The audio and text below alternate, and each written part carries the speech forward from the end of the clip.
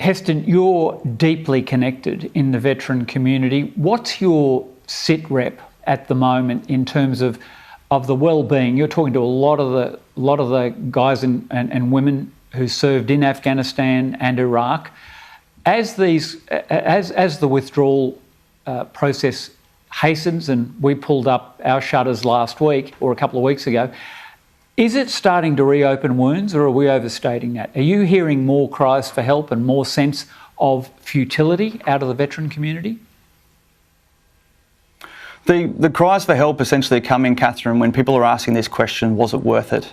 And that's the issue coming from this unceremonious withdrawal of our last 6 people from Afghanistan on the 11th of July, whereas, like we've spoken about before, we really ceased our commitment of fighting troops in 2013 and maintained some sort of advisory and administrative function since then. And what we're sort of seeing are decisions like, a 2-week consultation process to see if we need to have a National Day of Commemoration. We see our TV screens flooded with the Taliban taking over. We release a document that says we're going to go through a deliberate culture reform plan that includes establishing a way in which we're going to look to compensate those Afghan families identified in the Brereton report issues.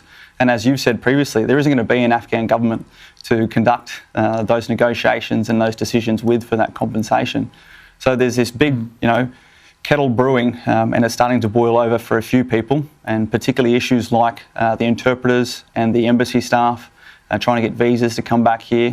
There are these emotional heartstrings that are being pulled in these last-ditch efforts for some veterans to really feel some more value in answering the question of was it worth it, as opposed to what I keep trying to do is look back to when I was over there, the team I was with, the mission and the purpose we have, and 100% that was worth it. And we see that now in where we stand as an Australian society and our military forces in our coalition, through to where we stood at the end of our time in Afghanistan as a military capability.